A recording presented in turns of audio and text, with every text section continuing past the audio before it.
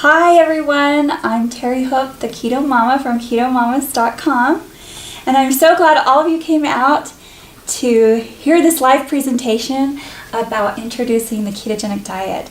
And we're recording this so that we can put it online for everyone to see and understand the wonderful health and weight loss benefits of the ketogenic diet. So in this presentation, we're going to talk about the state of America, the modern epidemic of obesity and chronic disease, what the ketogenic diet is, what you eat on this diet. We're going to talk about good fats and bad fats because there's actually a difference, and we need to know that for the keto diet. And then how the keto diet promotes health and weight loss. Most people consider keto for weight loss, and it's for good reason because America is obese. There are 250 million Americans that are considered obese. By 2030, half of all adults will be obese. This is staggering, 115 million of us. 80% of all of the weight loss products in the world are consumed by Americans, and yet we still lead the world in obesity and sickness. Obesity in American children has tripled since 1970. Children born today will be the first generation to live shorter than their parents. 27% of young Americans are too overweight to serve in the military. So why are we so fat? Since the 1970s, the fast food restaurants have more than doubled. In 1972, Americans spent $3 billion on fast food. Today, we spend $110 billion every year. 1/3 of Americans get almost half of their calories from junk food. 1 in 4 Americans eat fast food every day. Typical Americans drink 44 gallons of soda pop a year, and adolescents drink more than twice as much soda as they do milk. Sugars and bad fats contribute to 40% of the daily calories in children ages 2 to 18, and half of those calories are from soda, fruit drinks, dairy desserts, grain desserts, and pizza. There are lots of consequences for this state of America, and it's both monetary and health. And so, let's talk about that. In 2018, this year, obesity will cost the U.S. 21% of our total healthcare costs. That's $344 billion a year. 70% of adults in the U.S. are diagnosed with chronic disease. 75% of the nation's healthcare costs are spent on treating those conditions. And the 7 most common chronic diseases combined with the loss in productivity cost the U.S. more than $1 trillion a year. 48 to 66 billion each year to healthcare costs will be added between now and 2030. And then, of course, cancer is the second leading cause of death in the U.S., exceeded only by heart disease. And that 1 in 4 people now are dying due to cancer. And last year, 44% of adult Americans are either pre-diabetic or diabetic.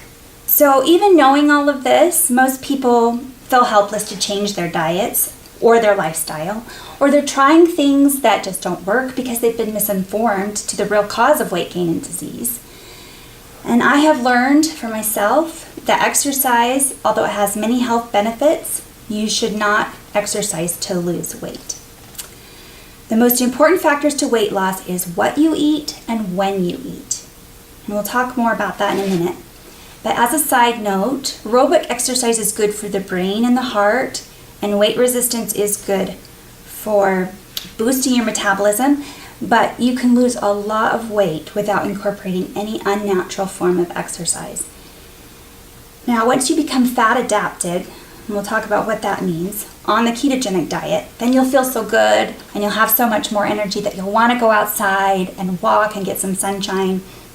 And you may want to do some weight resistance exercise to tone up your muscles. But it's important to realize that you will get nowhere with your weight loss if your approach is, I will just exercise more. I repeat, it's when you eat and what you eat. What is the ketogenic diet? So the ketogenic diet consists of restricting your carbohydrates, which is virtually eliminating all your sugars, your grains, your starches, and it's increasing your intake of healthy fats, natural fats, and eating moderate amounts of protein. So the macronutrient breakdown in calories should be 60 to 80% of your calories coming from fat, and then 20 to 30% from protein, and only 5 to 10% from carbohydrates. And the reason there is this flexibility here is because it's according to your individual needs. For instance, a high athlete would need much more protein and more calories in general. And if your activity level is low, then you wouldn't require as much protein. You need more protein if you're pregnant or breastfeeding. And I have read studies that suggest 30% of your calories from protein boosts your metabolism and helps you stay fuller longer, thus reducing your calories. But the Food and Nutrition Board of the Institute of Medicine suggests that we should not consume over 35% of our calories in protein, because at that point, your body will turn that protein into fat to be stored on your body. And I've seen studies that show anything over 19% protein accelerates your aging, because protein is very acidic and it's hard on the kidneys and the liver, and we just have to be careful that we don't consume too much protein. And this is a mistake that a lot of people make on the ketogenic diet, because they think, oh, I don't eat carbs, so I eat lots and lots of protein. But you still have to regulate that.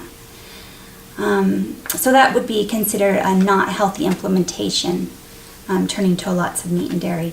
To achieve optimal results, food should be primarily plant-based, best source, organic foods. Grass-fed meat and dairy is ideal, and healthy fats. So the body is designed to burn glucose, which is sugar, before it burns fat. And because the typical American diet is so high in carbohydrates, most people burn glucose for energy and store the unused glucose as fat on their bodies. So restricting carbohydrates forces the liver to turn fat into ketone bodies for energy. This is called ketosis, and that's where the name ketogenic diet comes from. Scientific studies are revealing that burning fat for fuel is both cleaner and more efficient than sugar. Most people who keep their carbohydrate consumption between 20 to 40 net grams each day, which is the total grams of carbohydrates minus the fiber, if they do that, then they will reach ketosis and experience weight loss as their body's attuned to burning the fat that they eat as well as the fat on their own bodies. And this is the magic behind the natural ketogenic weight loss system. So you need the ketogenic diet to essentially reteach your body to use fat for energy. Most people spend the majority of their life in a sugar burning state, and their cells lose the metabolic flexibility necessary to burn fat. And so this is why it usually takes about 2 to 3 weeks for someone to become fully keto adapted after beginning the ketogenic diet.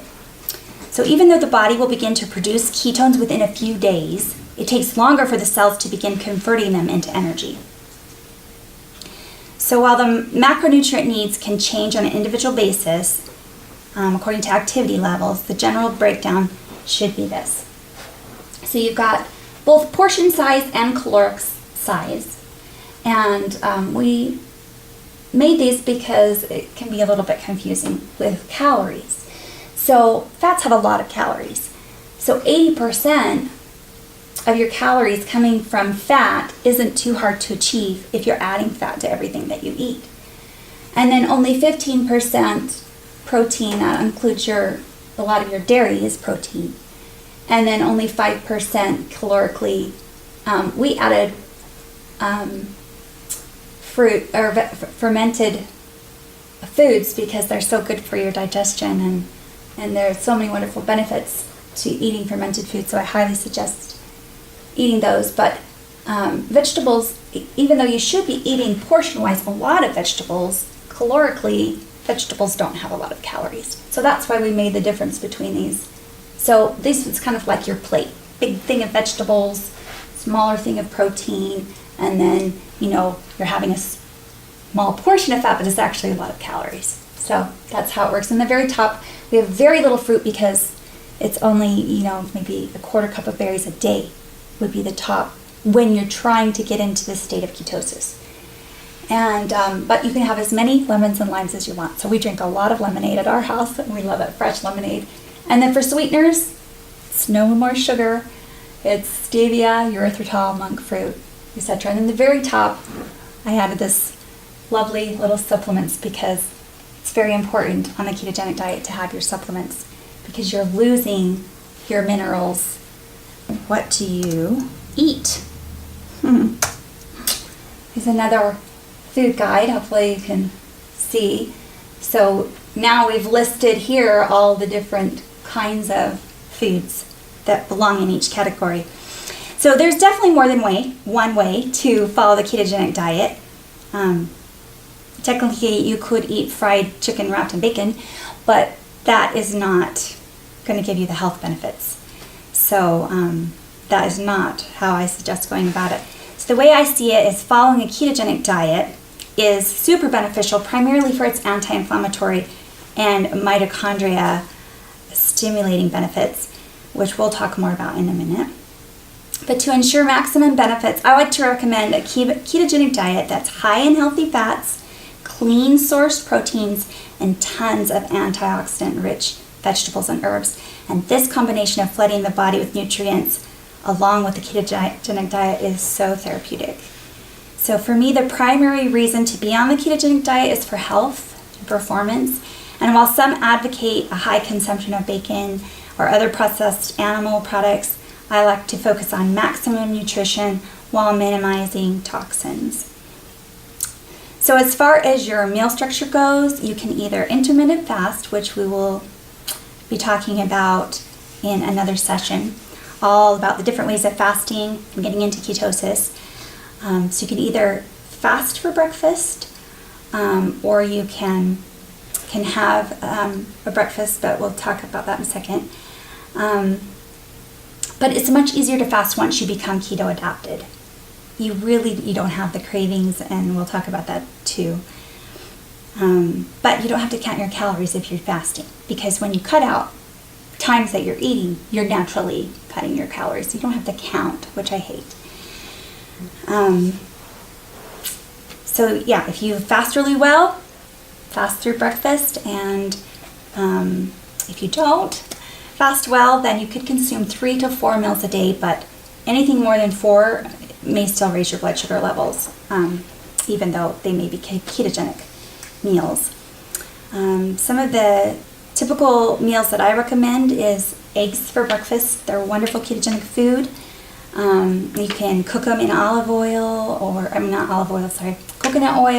or butter, with lots of low-carb veggies, where you can drink some coffee or pero postum with some added fat, or maybe an avocado smoothie, something like that for breakfast. Lunch, you could do salads or soup. We like to make sandwiches with lettuce wrapped around them instead of bread. For dinner, you could do 4 ounces of some meat cooked in some coconut or MCT oil, or pour it on the meat after you cook it for MCT oil, which we'll talk about what that is. Cover it with lemon and lime juice, sea salt, herbs, and then have a big portion of broccoli or other vegetables covered in lots of grass-fed butter and salt and herbs, and it's delicious. Or you could have a hamburger wrapped in lettuce too, instead of your bun. And then for dessert, if you feel like something sweet after dinner, there's tons of great keto dessert recipes that use stevia or monk fruit as a non-caloric sweetener.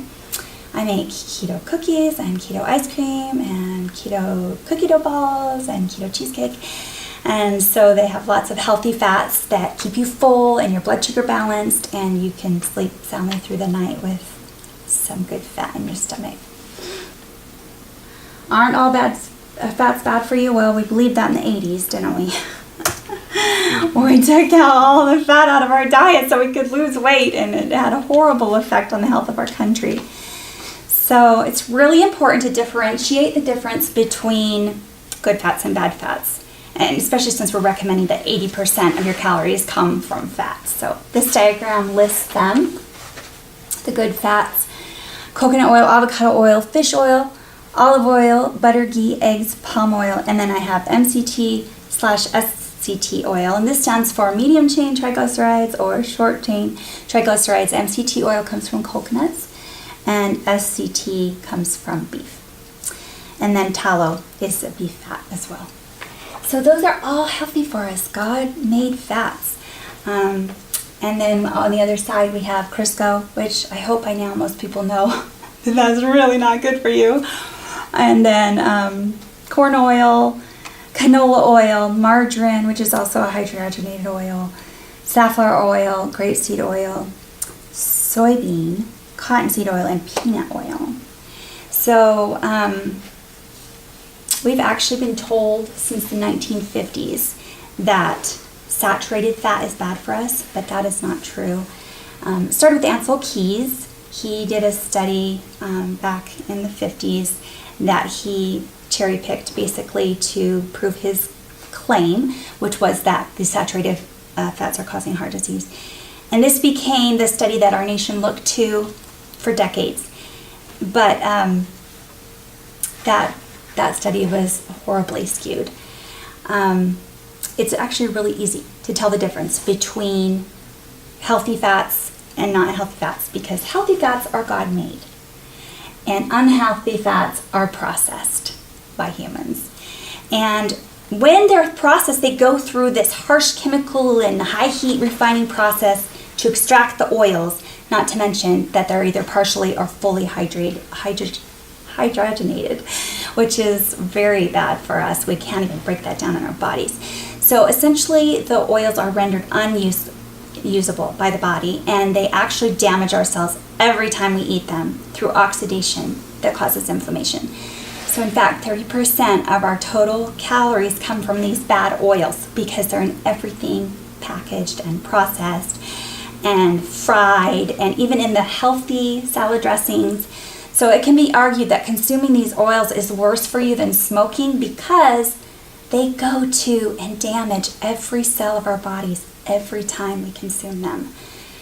But the healthy fats are readily accepted by the body. They contribute to a healthy brain, beautiful skin, healthy heart, and they help every cell in our bodies to repair and heal. What do you buy? This is a chart that's broken down kind of like a shopping list, but we have vegetables, lots and lots of vegetables.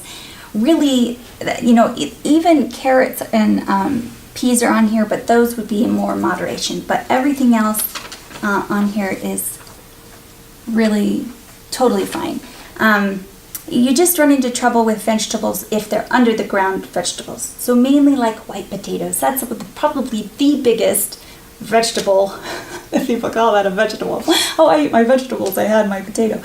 No, that is a really bad thing for your waistline for sure. But I think I'm so glad that God gave us white potatoes, because there are times when we really need white potatoes, and that's in times of starvation, when we can store the potatoes and they're right there and ready. There's a purpose for everything. But if you want to lose weight, you really got to stay away from the white potatoes. So everything else on there is so wonderful.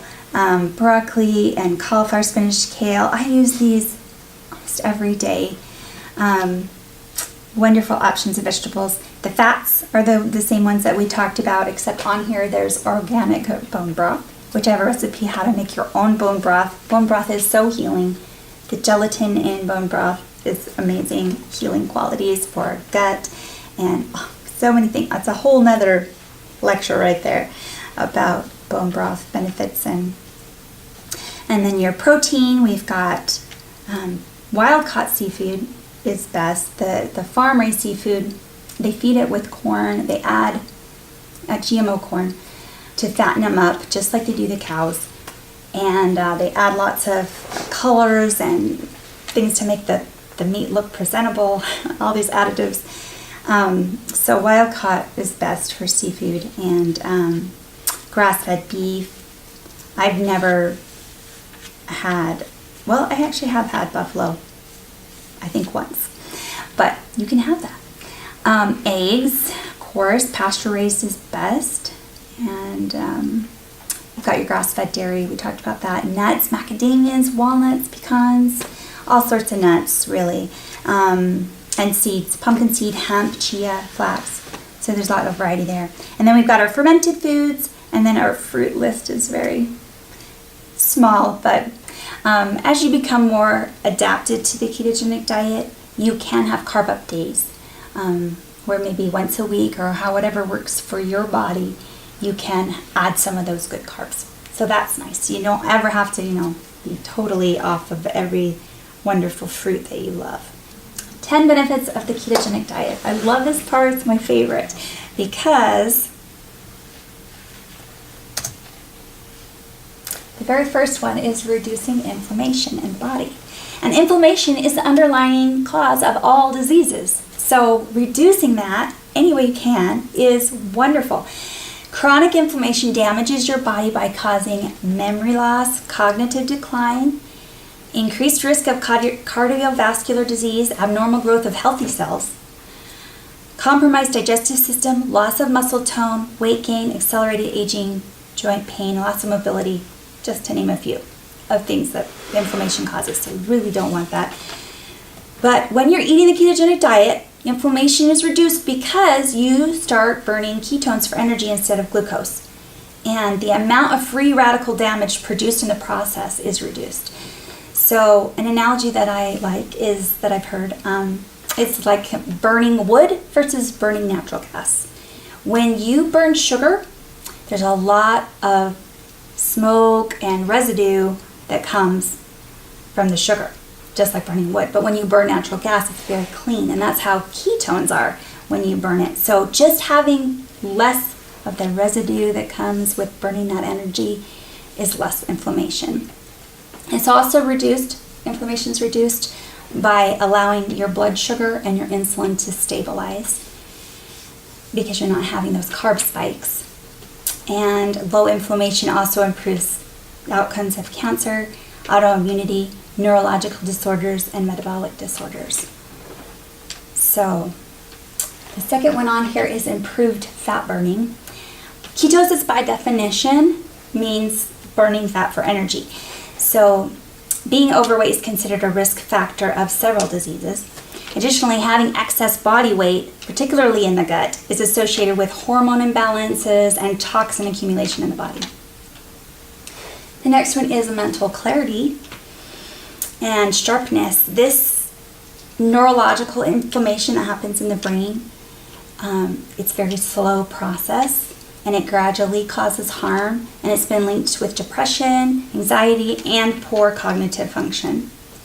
So decreasing the inflammation in their brain makes us more clear and sharp in our thinking, and we have more energy because of this lowered inflammation, and because something that's called the upregulation of mitochondrial biogenesis, which sounds really scientific. But basically, the mitochondria is the powerhouse of the cell, and it produces 90% of our energy for every bodily process that we have. And it controls the cell death of damaged cells, the mitochondria does. So most of us have been eating sugar our entire lives, and that's what the mitochondria is comfortable with as using for a fuel source. And the initial phases of keto adaptation actually act as a powerful stressor and stimulus to our mitochondria. And during this transition phase, as our cells are stimulated to burn fat, the old and weak mitochondria die off. And this sounds harmful, but actually it stimulates the growth of new, stronger mitochondria. And this typically equates to a higher amount of energy production for our bodies, improved energy production, for a broad beneficial impact on our body's ability to heal itself and to perform in general. So it's amazing. You have more ATP, which is the energy, per molecule of ketone versus glucose. And it also stabilizes your blood sugar. Another great effect is clearing up your skin. So there's skin conditions like eczema and acne and psoriasis that are often rooted in chronic inflammation or autoimmunity. So often inflammatory processes unnecessarily attack different structures in the skin, which causes various conditions. For example, acne is associated with inflammation of the sebaceous glands in the skin, whereas eczema is generalized inflammation of the skin cells. So things like chemical exposure, environmental allergies, chronic stress, hormone imbalance, and imbalances in the gut bacteria can all contribute to skin problems. And so those factors have to be addressed, but following a ketogenic diet also helps quickly lower the inflammation and accelerate healing. Another benefit is reduced cravings. So rarely do you feel hungry on this diet. You're satiated longer. It reduces your blood sugar and insulin spikes, which are caused by the high carbs, and if it's a really high protein diet, that will do the same thing. So many people don't realize how much their lives revolve around the next meal. And so we have these sudden intense hunger pains and mood changes that are common and normal in our society. In reality, these things are caused by chronic blood sugar instability, signaling that our brain is starving. And so then we get this sudden urge, we have to eat now, because it's, and it even turns into hangry, which is angry, hungry, right? Because you're dealing with blood sugar instability. But getting into the state of ketosis, it balances the blood sugar and it provides the brain with stable energy and completely eliminates the cravings. It's really amazing. In fact, sometimes if I'm really busy, I don't even think about eating. There's nothing signaling me saying, I eventually reach the point like, oh, I better eat something, but just today I didn't eat till 4 o'clock in the afternoon because all I had was my vitamin supplements. That's it in the morning, and I didn't eat again till 4. So another way that you can reduce your cravings is, besides eating this low-fat, high-carb diet, is to drink water with apple cider vinegar in it, or some fresh lemon or lime juice with some sea salt. It helps curb cravings for sugar. Another benefit is anti-aging. I love this one. So there's a lot of theories about what causes us to age. But the common one right now is that it's dependent upon the rate that your telomeres shorten. And what we're beginning to understand is that mitochondrial health, as I was talking about mitochondria before, may be at the very root foundation of that. So because mitochondria have such a profound impact on our energy production, our inflammation levels, and gene expression, and therefore the overall function of our whole body, then this mitochondrial theory about aging has come about. And so another anti-aging strategy, which we'll have a whole nother session about, is fasting. So that's an anti-aging strategy. Prolonged fasting works to promote that mitochondrial health and biogenesis. It also helps with the reduced risk of chronic disease. And if you haven't figured it out already, the ketogenic diet may help your body against a wide variety of diseases. The combination of the anti-inflammatory effect along with the improved mitochondrial function simply allows the body to heal and mitigate disease processes much more effectively. So it can be hard to conceptualize, but a huge portion of the modern chronic diseases are rooted in chronic inflammation and mitochondrial dysfunction. And just a short list, you've got cancer, autoimmune conditions, depression, anxiety, neurodegenerative processes, autism, chronic fatigue, fibromyalgia, diabetes, and heart disease. That list could go on and on, but I think you're starting to understand the implications of having healthy mitochondria. The ketogenic diet is the foundational strategy for mitigating your risk of many of the chronic diseases we're facing today.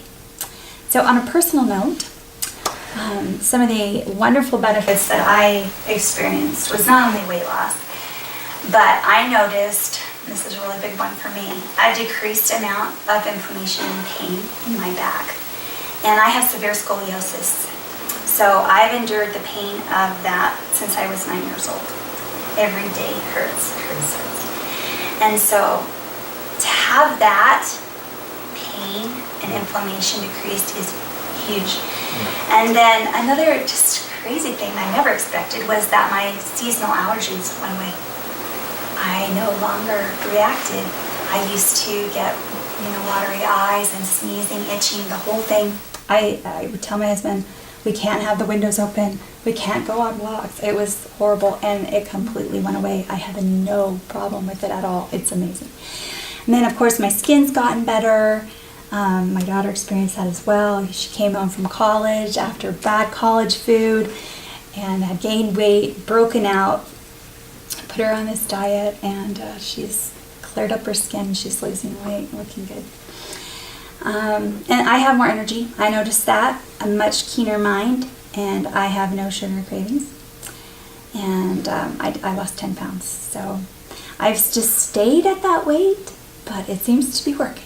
So this is probably where I'm supposed to be. My husband, he's lost a lot more weight than I have, but he's also really implemented the intermittent fasting and the extended fasting, which I haven't done. The extended fastings that he's done. And he's noticed things like he doesn't snore as much. I've noticed that, actually. I don't know if he's noticed, but I've noticed that he doesn't snore as much, and he doesn't have to get up as often in the night to use the bathroom. And he's lost 35 pounds and noticed that he can run up a hill a lot easier. So those are some of the things that he told me he noticed since he's been on the ketogenic diet. So those are little personal affirmations of what the science is saying that the ketogenic diet is good for. And you can go to ketomamas.com for more information and recipes. And then if you email me at ketomamasgroup@gmail.com, then I will add you to our private Facebook group. And you will learn way more in the private Facebook group than you will even on the website. So thank you so much. Thank you.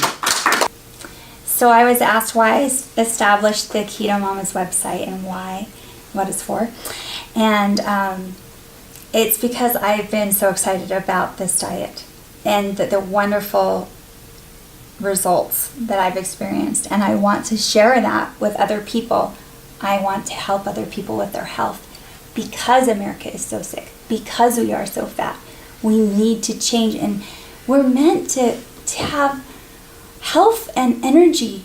That's the way Heavenly Father created us. And so this diet has empowered me to realize I don't have to be a victim of the next chronic disease that comes along. I don't have to sit there and wait for cancer to hit me or any number of these chronic diseases that are so prevalent in our society, because it makes us feel like we can't do anything. We're just going to end up with it because this person died of it and this person's in my family. But this made me realize I don't have to go that route. If I take control of myself and be responsible for my own health, then it's such a difference instead of putting it in the hands of someone else. And so that empowerment motivated me to make the website, make a place for people to go in the private group and get more individual attention about their situation and help them, because I want them to feel the way I do. I feel so good. I have so much energy. And I believe that this empowerment and this clarity of mind has motivated me to want to go on to be a naturopathic doctor and have that knowledge to help people as well. Tell me, why are you spending the time developing recipes? People don't know what to eat because they're so used just to going through the fast food lane. So they need ideas for recipes. This diet, although it's very ancient, meaning that our ancestors mostly foraged for the vegetables they could find, and then they would hunt, so they'd get some meat, but they would go long times between when they had the meat, and so that's that fasting portion. And so their bodies were used to going into ketosis and producing that energy to keep going. And so it really is the way we should be eating. It's the way we had been for years. But then we come to modern sad America, sad meaning the standard American diet. So sad. And what are we taught? Lots of carbs. Everything has to have a carb with it. So we're used to a meat with a potato, bread with everything. And so we have to be retaught. We have to relearn how to eat this way. And then we'll actually crave it. You actually love it because your taste buds waking up and everything tastes so amazing. You eat a vegetable and you think, whoa, that vegetable's sweet. I never knew there was any sweetness in vegetables, and there is, and you can taste it. And it's so satisfying and yummy, especially with healthy salts. So a whole other thing I want to talk about is salts, because the medical system says salt's bad for you. But if it's good salt and you're not eating the carbs, you can just have as much salt as you want. Healthy salt. How does Keto Mama help this become a lifestyle that's sustainable? That is a really good question, because any diet becomes a yo-yo if you go off of it. So even this diet, if you go back to the sad American diet, you're going to gain all of it back, because your body is going to just go back to that fat storing state. So with this diet, I believe you really should make it a lifestyle. But for me, I feel so good on it. I thought, I am not going back to eating that horrible way and feeling that horrible pain in my back and all those things that I experienced. I don't want to go back to that. I want to make this a lifestyle because I feel so good. And so I'm not tempted by the garbage food anymore, because I know what it does to me, and I know how it makes me feel. So it has to be a personal choice to, I'm going to try this. And if I do experience all those wonderful benefits, then I'm going to stay on it. You can make anything a part of your life if you want to. And yes, that means you may have to come up with alternatives. I have to come with, and I'll post them on my Keto Mamas, but totally different recipes for holidays. Most of our holiday food is carbs. And lots of them at one time, like Thanksgiving, is like knockout of carbs. So you have to redo things a little bit. But the desserts, it's just figuring out how to use these alternative, good for you, natural sweeteners that won't spike your blood sugar. And then you can have amazing treats, and you don't feel deprived at all. So it's just a reworking of our minds and how we were raised. If you're raised this way, that's no problem. What's the relationship between keto and the need for supplementation? Okay, so the question is, why did I become so sore after starting on the keto diet, and how to solve that problem? And you probably, if you search online for the keto flu, or if you experience it yourself, it's just like a flu. You will feel sore, you're fatigued, maybe you have constipation, headaches, a lightheadedness, dizziness. It really is very similar to a flu. And this is when your body's switching over from being a sugar burner to a fat burner. And what's happening in the body is that your carb level has gone way down. It's been used to being really high. It's gone way down. When you eat carbs, your body retains water. It actually holds on to it. And we kind of get this puffiness around us of this water retention. And so that's caused with insulin. So then when your insulin goes down because you're eating less carbs, your body starts to let go of all of that extra water retention that you've been holding on to. And anytime you're losing your water, you're losing your minerals. You're losing your electrolytes, which are minerals. And so obviously lots of exercise, we sweat out our minerals. And when you go into ketosis and you're urinating a lot as you're switching over, you're losing your minerals. So you've lost a lot of those minerals, and you felt it in your muscles because the loss of magnesium causes sore muscles. So then you noticed, if I take magnesium, I feel better. And that helps with all of the flu symptoms. Replacing your minerals helps balance everything back out. No more headache, no more dizziness, no more sore muscles, and it even helps with the constipation. You will not be constipated if you have your right mineral intake. Aren't we getting enough minerals from our foods? If we're eating all these vegetables, shouldn't we be able to get enough? That's definitely the way God intended it. And that's the way it was years and years ago. But since then, our soils have been depleted. And if it's not in the soil, it's not in the food.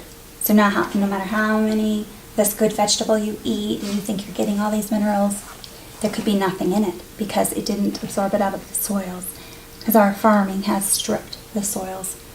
So it's really important for everyone to supplement, but particularly on the keto diet, because you are letting go of those minerals.